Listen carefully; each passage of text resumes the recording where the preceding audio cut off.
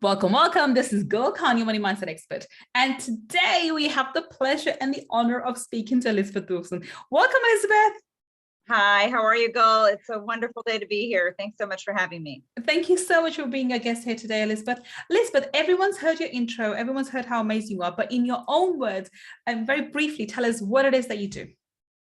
So I am a financial advisor, but first and foremost, I am a money coach and someone that helps people with a relationship with money and basically creating more abundant ways to actually create wealth so that people have the confidence that they can actually move through life and understand a little bit different how money works. Fantastic. So you're someone who does something very similar to me, but in a different area, in a different way, in a different area, which is fabulous. And hence, I'm so excited to be speaking to you today. But now tell us, Elisabeth, how did you become? Because I remember I come from a corporate background as a lawyer. I didn't think one day that I was going to be a money coach or a money mindset coach. How did you come into this field? How did you start off? Or how did you end up becoming a money coach? What was your journey? Please talk us through. So my journey really didn't start out with understanding money in the way I understand it today and what I teach to people today. Started was I was many years in retail. And then when I had my two children, my second child, he had some complications in life and beginning of his life. And I was looking for a more flexible approach to how I can actually, be the breadwinner in my family because I was the higher breadwinner and making sure that I could take care of my children, but be flexible and be wherever I needed to be for my little boy. So I went on a journey to start to investigate, start to look at things and see what opportunities were there. And the financial services industry actually opened its door to me. And I never really knew what I was, about to do. I thought I was going to be this glorified stockbroker and not necessarily know how all of these different intricacies of money would work because my prior career, I had been in sales and then in management and then buying for a big company out here in the United States called Nordstrom. And I was dealing with billions of dollars worth of money, but for the bottom line of a company, not so much the bottom line of an individual. So I felt like, as a young child, I always wanted to help people. I didn't know what that would be. And it started to evolve. And this is how things began to happen.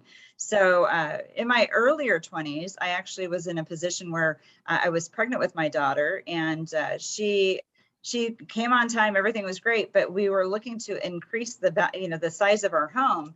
And we were just looking to rent. We thought, gosh, I'm 23 years old. I couldn't afford to buy anything. I didn't even think, it wasn't even on my radar. And I had this wonderful man actually introduce to us at that time, this opportunity to buy something versus rent. He said, do you realize that for the same payment that you're going to actually have in a rent, you could actually have it as a mortgage? And we said, we have no idea what this means. No one ever sat down and talked with us. We didn't have a relationship with money or conversations with family when we were young about money. I come from more of a European, my mother was from Austria and my father Italian, and basically this European mindset that you don't talk about money.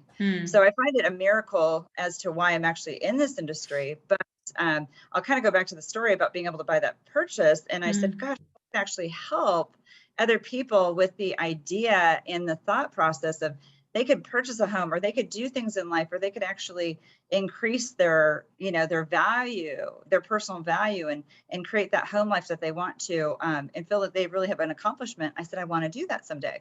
I didn't realize it would manifest about 5 years later when I first was introduced to the financial services industry.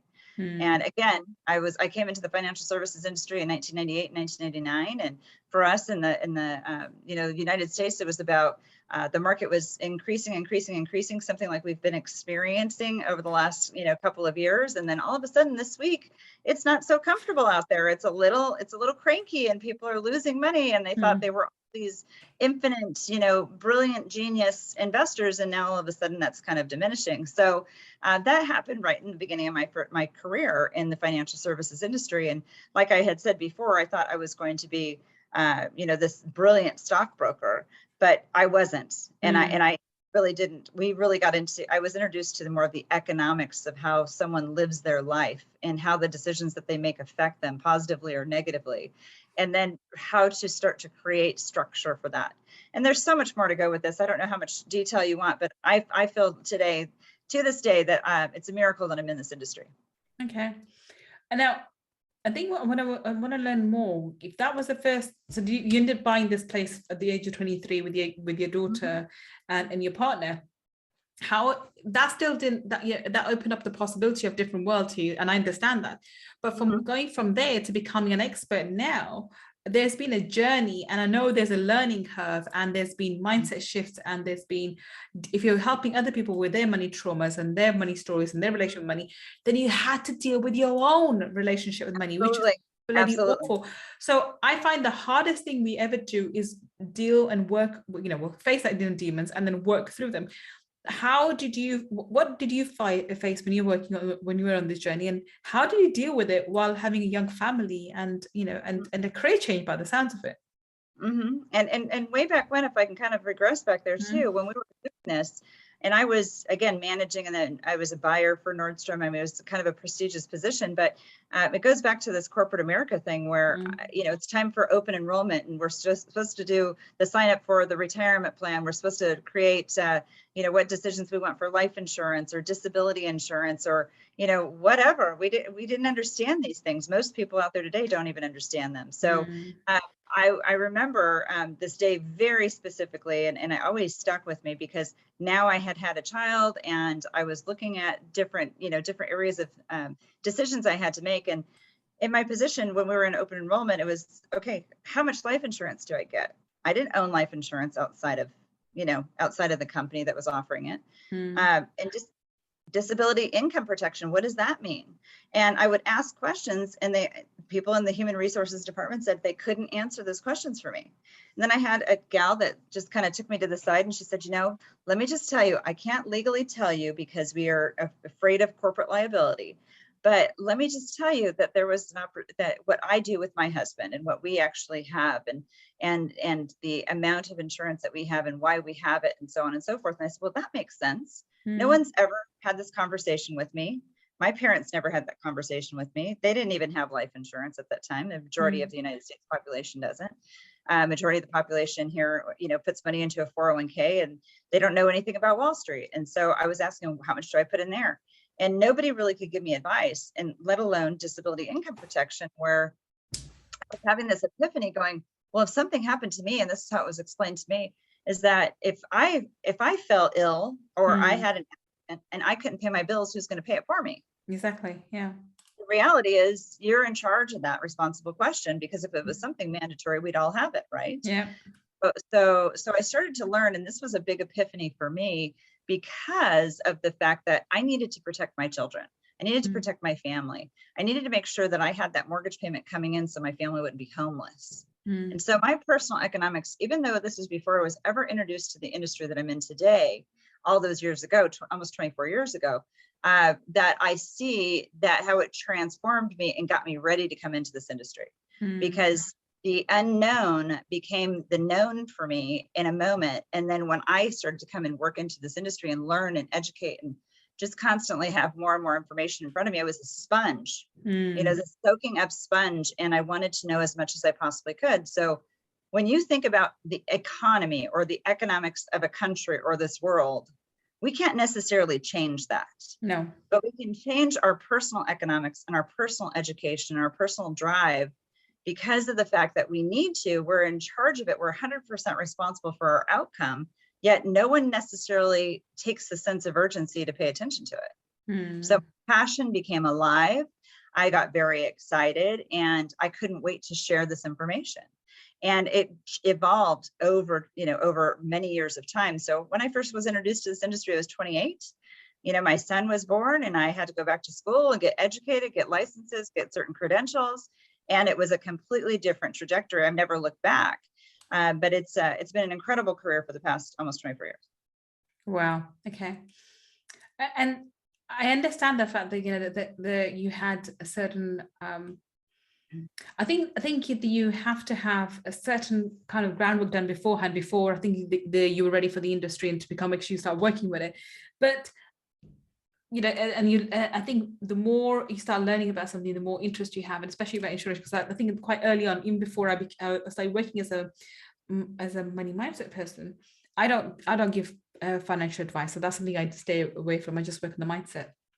But I remember for my own self, I didn't consider, I did have properties, and I was into property before I was into anything else, but and I had insurance to cover that. But it's only when I had my daughter that I realized I have to have life cover. No one had talked to me about life cover before, apart from having life cover to make sure the mortgages are paid, if in case something happened to me. Whereas for me, when my daughter was born, I had to make sure, because I was the main breadwinner, to make sure my daughter had something to fall back on if I wasn't around, or for myself too, if something happened terminal to me.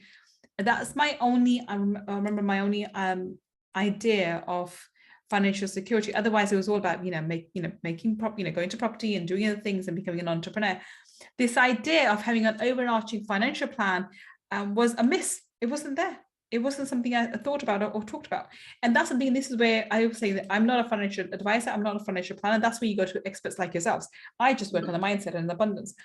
So this is where you have to come in. And I think what I'm hearing from you is you've looked at your own life experiences, what you needed and what you failed to have in place at certain times in life because the lack of conversations when you were younger allowed you to fill the gap in your own life, and then seek that gap and help other people fill that gap in their lives, which is for sure, because a lot of people don't even know what they need to have in place, like disability allowance or even how to deal with the 401k. We don't have 401k here in UK, but we do have our retirement plan and something similar. And we've heard, you must have heard the stories across the pond that people have that hundreds and thousands and millions being wiped out because of they had it in the wrong place, and people are going to be retiring and they have nothing to show for it because some dodgy firm has wiped them out because they invested their retirement fund within some other places. Ridiculous, right? So I think it's imperative that everyone gets financial education early on in order to be financially secure later. So how did you start building up your financial knowledge, so to speak? Because obviously you had to learn a lot more and to move ahead to become the expert that you are now. And how did you work on your inner self, your inner mindset on the way to be able to teach other people now? I mean, how did you get to this amazing level that you are now? Well, and I think that I want to go back to why I think it's a miracle that I'm in this industry, because I had an immigrant mother from, like I said, from Austria. And she, was a World War II baby, literally born in 1941, and came to the United States really, away from a lot of culture that changed overnight. That she had a young child with her, which was my sister, and they came to the United States with a hope and a dream. So money was very scarce, but she actually did very well for herself. But she actually learned how to she learned how to speak the language based on cartoons and things that were easy to understand. But growing up, it was a very different conversation. So whenever money came up, so to speak, no conversation about money was ever allowed. Oh, wow. Don't ever go in her purse to get money. And death would be, what do you want? What do you want from me? If I die, you want everything I've got. Well, or like that. Having financial income security for my mother was very, very important. It was, my father had a great government job. He's going to have a pension, all those things. So the miracle came about when I first came into this industry, and I was being mentored to come in, and I was working pretty much 2 jobs. And then my third job at home being a mom. The fact was that we had an opportunity to retire my dad at a very young age. And in the United States, a lot of retirement starts at 62 to 65. But at this time, my dad was 54, was working for the government. He had basically had so many years in through service and things of that nature. And he had an opportunity to retire. And so for me, I was looking for a sign to make sure that this was going to be the right position for me, because yes, I was dealing with money in a different way in corporate America in retail, but I wasn't helping the bottom line of individuals. I was helping the bottom line of companies. So create, prosper, capitalism, everything. But here, when it came down to my mother and father, my dad, really wanting to retire, well, I was being mentored, and I had made an appointment for my mother and father to come in, got all their information to them. I couldn't really even see it. And at this time, I was just wondering, is this going to be the right position for me to take? This is all about people, their money, their insecurities about money, and how do I make them confident about it? And so I prayed about that and I said, okay, God, this is what I'm looking for. I need a sign. And if this is the right path for me to choose, please show me a sign. And so my parents went in for this meeting. I couldn't go into the meeting. And they discussed it with my mentor at the time. And my mother came out and she was happy, grinning from ear to ear, saying, oh, it's great. Your dad can retire. Everything's going to be fine. And I went, so to me, it was just like, okay, I got my sign. And that's why I say I've never looked back, because of how incredible that journey has been, and learning that, because if I could help someone like my parents, even if it was just an introduction, that to me was priceless. Yeah. And then as time evolved, I helped my sister. My sister had debt for many, many years. She was, it was consumer debt, credit cards and things of that nature. And her and her husband, they had been renting an apartment, and then they rented a house. And I said, well, gosh, if this can actually work for me, I'm going to see if I can help my sister. So my commitment at that time was to get her out of debt and to make sure that she could move forward.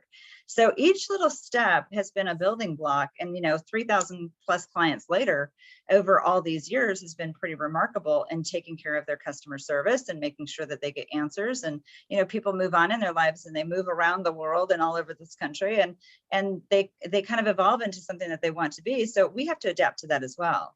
And knowing that we are all the uncertainty of money is a big thing for people, right? The uncertainty. So that we, to make sure that we know what the answers are. We have longevity. People are living longer today. I mean, COVID is a different factor. It's the first time our, life expectancy has been kind of shaken a little bit. But, for a standpoint, like for the future standpoint, the reality is we're living longer. Yes. People, we were never designed to necessarily ever stop and retire. But now in our, in the last 100 years, we've talked about this, that retirement is a privilege, but now people feel that it's an entitlement, which is perfectly fine. But we have to plan for that, because we have so many dollars and cents that kind of evolve into what we need to be able to live and to pay our bills and to make sure that we're living a lifestyle that we choose. How hard are we going to work for that? And then ultimately we have to plan for all the inflation that's happening in our world. Yes. And that's a conversation that really hasn't been very much of a spark for many years. Now, all of a sudden, overnight, it's a huge spark. So how do we make sure that our monies and our momentum of money can actually create more of a foundation to create that wealth? I mean, we deal with the stock market, we deal with all those things as well, but it's not just the stock market. If we're 100% responsible for our financial situation, how well do we understand Wall Street? How well do we understand the stock market? How well do we understand the money management? If you don't have an intimate relationship with your money, you're not going to have the foundation to kind of get it started in the right direction so that you feel confident and really don't have uncertainty in your life. So from that education standpoint, that's really where I stand in my soapbox to educate and counsel as many people as possible. Fantastic. So on that note, we're going to wrap it up. And I think that is a phenomenal journey. I'm just going to ask one final question. How, if you knew if you could see yourself as a younger version of yourself, what one piece of advice would you give to yourself? Because I don't normally ask this question, but I think this is a really, really important question for someone who is also a money mindset coach and is a financial advisor too. What piece of advice would you give to the younger versions of who wasn't aware, who hasn't got the experience, the knowledge, the know-how that you do, and is of walking around with the old mindset, with the old ideas about money, and probably has a very messed up love-hate relationship with money? What one piece of advice would you give her? If I can elaborate just a little bit, I know you just said to her, but I'm going to bring up my son right now. Okay. Because he's 24 and he feels like he knows the world, right? He's like, Mom, he even said this to me today.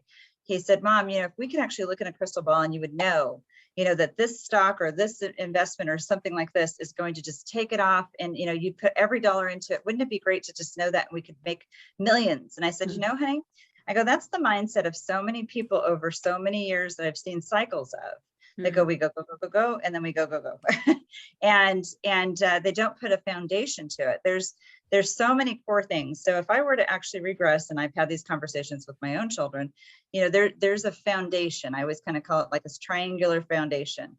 And financial planning, in itself looks something like this, but there's a foundation that most people miss, and that's the base of that foundation. And that's the things that are, we're creating liquidity, we're creating, protection, We're making sure that our family, our children are all taken care of. Even if we don't have children yet today, we're thinking about the children that we might have in the years to come. And we put that foundation together. What's happening in this pyramid is that there's a speculation drawer, and that's the top of the pyramid. And what's happening is that so many people are just focused on that. You know, how can I go into cryptocurrency and make billions of dollars? Well, you can lose billions of dollars. I mean, greed will actually get you nowhere. There's an old saying in the United States, and it's called, you know, pigs get fed, but hogs get slaughtered. And it's a terrible thing to think of, but the reality is if you are greedy, you will be slaughtered. And just take your wins as they come.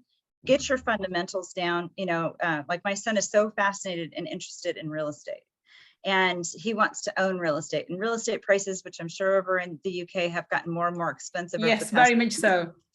Very much so. So he's feeling a little discouraged about that. And I said, just stay your course. Be mindful of exactly how much you want to save and what you want to have. Manifest it, build on it. You're 24 years old. You know, so I have a son that's 24, a daughter that's almost 29, and it's this vast difference in the way they think. My daughter is incredibly afraid to spend money, and my son's like, okay, well, I don't want to spend money, but I also don't want to lose it. So I have been around that conversation with them for a very long time. Like, what is your relationship with money? They still have a lot to work on. And I'd say if I was talking to my 24-year-old self, be patient. Just start to save. What I was doing way back when was saving a little bit in those retirement plans, which was fine, but saving liquidity. Don't get into credit card debts. Credit card debts will just absorb you and just swallow you up whole. And get into a place where you actually see productivity of having, you know, this abundance amount of money that you're starting to save, that you can do it. Because it takes a whole lot more effort to save your first $100,000 than it does to just throw money into, you know, a slot machine and say, oh, I hope it's going to pay off. Agreed. And it takes a lot more discipline to save the first $100,000 as well. So let's just be truthful with that. Yes. Well, once you do it, it's incredible. So. Well, on that note, let's wrap this up. Thank you so much for being such an amazing guest with us, Elisabeth. It's been fascinating to listen to you, and I agree. This is a journey, and you yourself are a work in progress. I am a work in progress, but it's something that you have to work on a daily basis and grow. And then that's, if someone comes in, it's being patient is important, because you have to learn and you have to have a solid foundation, which I agree, both for mindset as well as strategies for actually making money and keeping money. But thank you for being a guest. Tell us, Elisabeth, how can we connect with you? Where can we find you on the internet?